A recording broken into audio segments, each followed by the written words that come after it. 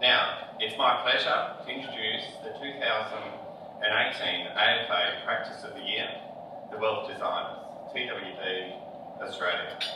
Based in Perth, with us today we have Troy McMillan, CEO, and Cara Grant, Director.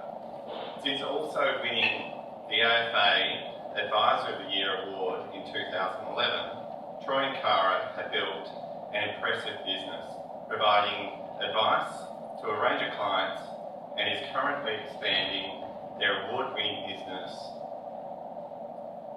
across the interstate.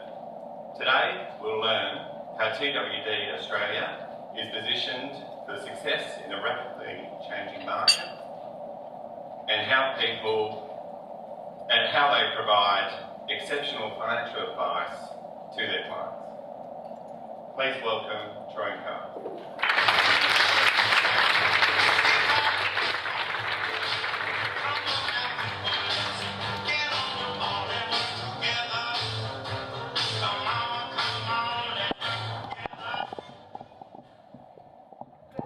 Good morning, Pat.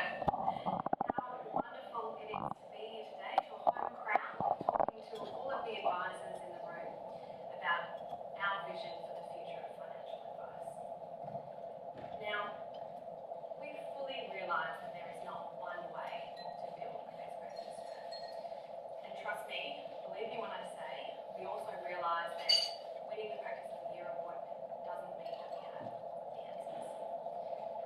What we want to talk to you about today is about our beliefs around how we feel that we can build a commercially viable and ethically sustainable business in 2020 and beyond.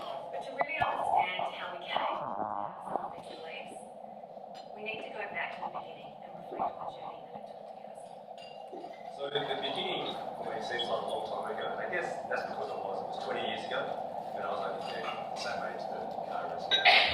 And I was going down a different path, and my life was quite different. And although I was working professionally for quite a few years, I wasn't really happy. I hadn't found my niche. A job was just a job. But I did have one great love in my life, and that's really where my path was going to go down. See, back then, everything to me was about karate. I was going back and forth to Japan, I was training. I remember having some pretty heady conversations with my parents, and I was going to go everything professionally to be able to become a full-time karate instructor. You can imagine how that went down with my parents. But through unforeseen events, things changed for me. I did go down a different path where I am today. So I came back from overseas. My dad was ill at the time, and unfortunately, after he passed away, I lived with my mum, and I was looking after her finances. And during that period, I got to meet with her financial advisor who worked in the bank. And speaking to him, he thought that I'd had what it takes to be an advisor. So he got me a job in the bank. And I'm really grateful for that, because that got me started in a career that I loved and still love today. And very thankful, in fact, Brian McGinnis is here to help mentor me in the early days of the bank. But working in the bank also got me realising that there were parts that I didn't quite gel with me. It was very sales focused. It was focused on product. I also didn't really like the way it was charged. So in doing that, I sort of realised that to be successful in this approach, I had to apply the George Costanza approach to financial advice. We all know George, we all love George. One of the funniest episodes from Seinfeld, he says, you have to be right. So with those words firmly in mind, that's how the Wealth Designers got started. And if Troy thinks it's hard to think about 20 years ago, 20 years ago I was in year 7. And I certainly wasn't thinking about a career in financial advice. It was the same though. It wasn't until 2006, at the age of 17, that I, by chance, started working in finance. And not until 2011, at the age of 22, that I met Troy. Troy started talking to me about this alternative approach to advice, and it seemed so logical. It was so different to what I'd experienced, but it just clicked. And it was this alternative approach, that's what attracted me to want to join the business 8 years ago. So although the evolution of business has been 20 years in the making, it wasn't until 2009 that drew a line in the sand and formed the Wealth Designers, which brought in this alternative approach to everything we're doing today. Now, of course, it hasn't all been smooth sailing. Like any business, we've had our challenges. We still face our challenges today. But so much has happened in this time. We brought in new technology, processes, and systems. We've gone through brand changes. We've gone through 5 websites, about to do our 6th website. We brought in new people with new skills to take us to the next level. But what we realised as we were growing, we needed an advice model that would take into account our beliefs at the time, this ethical approach, but it also had to be scalable. And being commercially viable and scalable, it's not just about making money. It's about finding a business model that's going to work today, but it's also going to work in the future. It's that sustainable business model. And we believe that that business model is not just in the documents, the processes, the compliance, it's in the approach that we take to advice.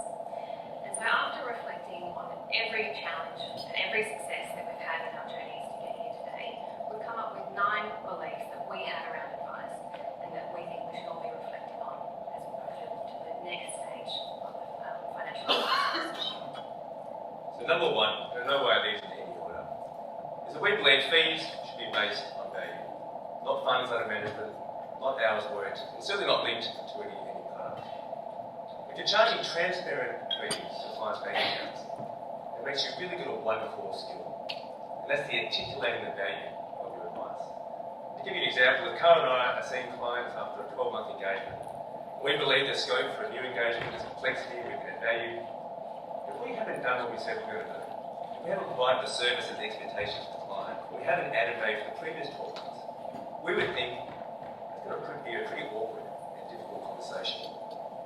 The way we do it is the way we've always done it, is through our discovery process. We train really hard in the discovery process. We're asking the deeper questions. We're understanding why clients are engaging us before we even think about what we're going to do to help them going forward. The key part that we want to find is what's of value to the client. We want the client to tell us. We don't want to tell the client what's valuable. Because once we know this, then we know what to aim for. And when we're actually coming up with that price, we're not just reflecting on all of the tangible value that we're all familiar with, the fee savings, returns, those kind of things. We're also reflecting on all of the intangible values that we can add and what we can bring to the table. It's the time saving from having someone else do something or for it not to get done. It's the peace of mind that comes from having a plan and knowing that you're heading somewhere important. It's from managing people's behaviours. On a semi-regular basis, I refer to myself as a professional nagger. And it's telling people what they need to hear, not just what they want to hear. It's having contingency plans for when life throws a curveball. And it's around education. We make better decisions when we're well informed. If we don't believe in the value that we're creating and that we're adding, well, neither are our clients.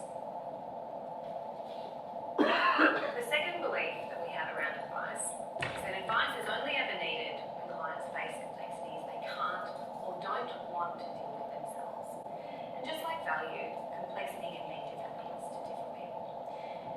It could be not knowing something, or not having enough time to do the research or just get the job done. A couple might not be collaborative. They might be a victim of bad advice and be highly skeptical. There might be a complexity due to an event, a life event, a health event, a work event. Sometimes we're just our own complexity. We can be too ambitious, too fearful, and we can be our own enemy. What we've found at TWD is, the greater level of complexity, the higher level of expertise is required, and the higher service standard. So we created a business to deal with those different service standards, which we'll talk through. Number 3. And when it comes to getting paid, our preference, as I mentioned before, has always been away from winning product. And we understand that there are different methods, and everyone is successful in their own. We're not saying any one is better than the other. But we've always done it this way, and the reason we've done it this way is for one reason. Because we don't ever want the client to ever have a perceived conflict, whether it's real or not, that we're actually doing it for those reasons. And we know that there's many people out there that think if we didn't have commissions and insurance, that less people would seek advice. We have the belief that it's all in the way that you articulate the value that you're adding to those clients. Now, what we know is that if we turn off the commission at the beginning of the policy, we can reduce the premium by 25% every year for the life of the policy. Now, that's a huge, tangible saving. We're not advocating to get rid of commissions. That's not what we're saying. What we advocate for, and what we believe, is that we should have open and honest conversations with our clients about how things can be structured and working out the best way for them going forward. It's not about hiding behind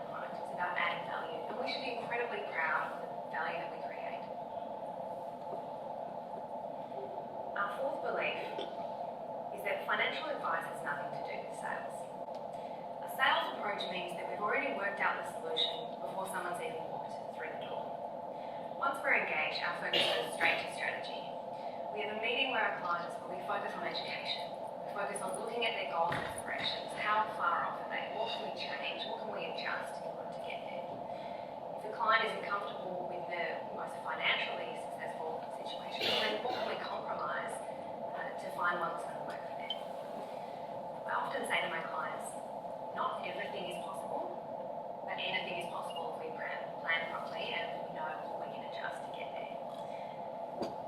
We cover all of this before we've even thought about what kind of products could be deployed to achieve it. We don't train on sales, we train on engagement. We train on probing, we train on asking questions, we train on listening, we train on understanding why that drives to it. Number 5, we feel we get greater outcomes when we collaborate with other professionals. So this really came about from my time being an accountant before starting, is that I always felt comfortable speaking with accountants and other professionals, and as the business grew, it became a standard in practice for the other advisors.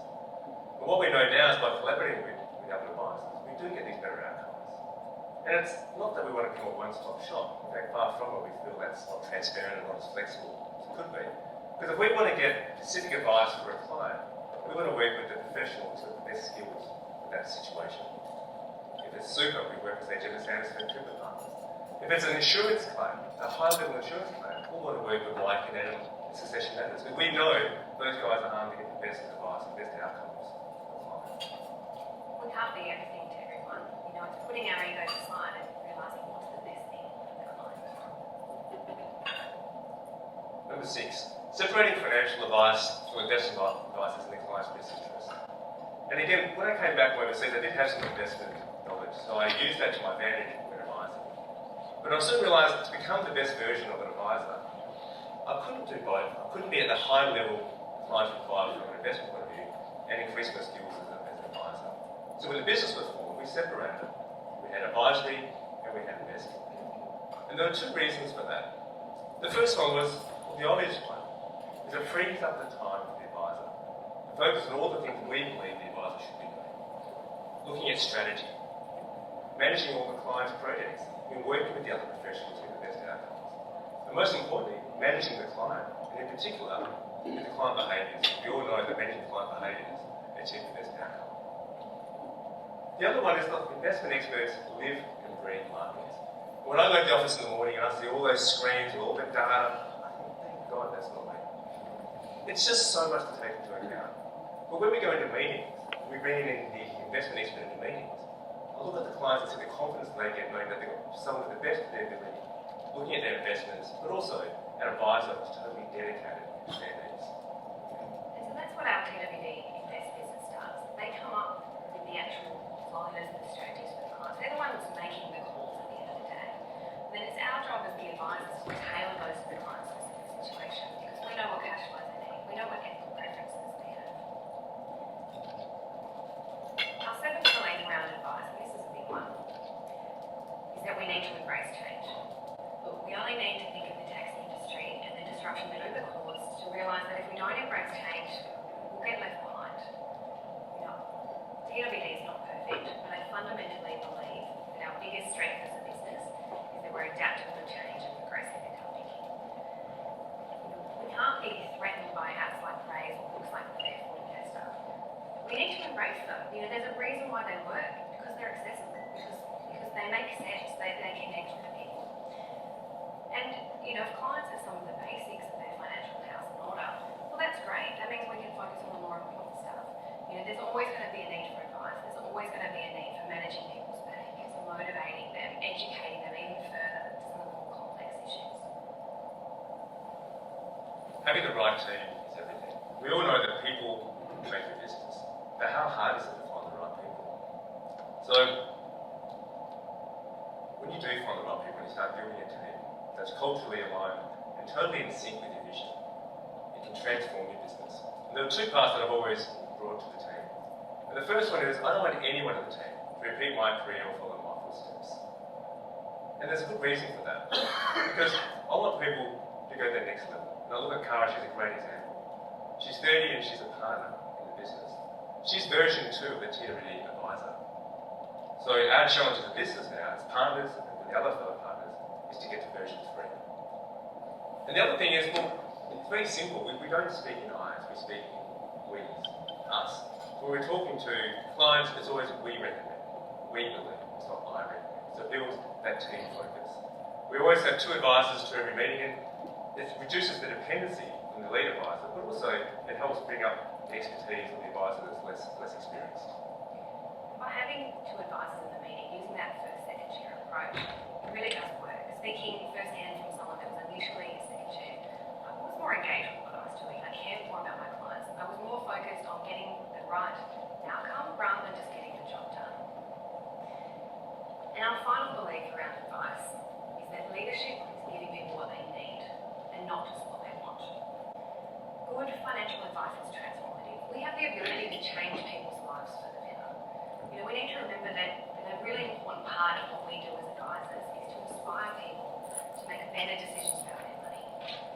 You know, and we do this by having the tough conversations, the ones that the clients don't necessarily want to have, but they're in their best interest. It's telling that divorcee client that doesn't want to move out of the family home that if they do that, they're going to have to give up every other goal that they've got. It's telling the very high income earner that they need to rein in their lifestyle spending, because if they don't, they're not going to achieve some of their longer term aspirations. We also believe that there's leadership in providing holistic advice. And there's a really great quote from Plato that we feel captures this.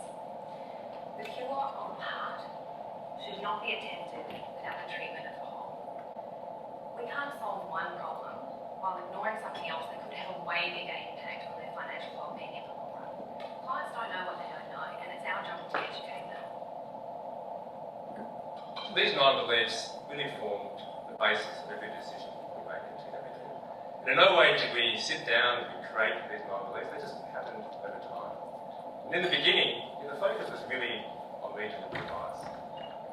But now, and it has been for some time, the focus is on building a business that delivers great advice. And that's what TWD in Australia stands for. It's building all these beliefs into our offer, and all the different parts of the business. And we need to realise that advice is valuable at different price points for different clients. And so that's what we've created, different parts of our business that can service different types of clients. We have our essentials business, which is a more streamlined service. Our advisory business that focuses purely on the value of strategy, focused on people with more complexity. Private, which is more sophisticated for those wealthiest families for purpose. Impact investing, strategic philanthropy, and a not-for-profit service. And then finally, TWD Invest, supporting all of these businesses with best-in-field investment solutions delivered and managed by experts. It's finding the right advice at the right price point, a valuable price point. That's the most important thing for us. So what is the future of advice? Is it really as dark and gloomy as this picture represents, and we're all going to jump off a cliff? We don't think so. We believe the future is what we make it.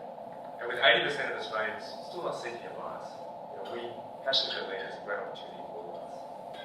We're building a business where we can help as many people as we can. We want to change the perception of advice in Australia, because good advice, that's what we're passionate about. And we believe that the focus should be on identifying, articulating, pricing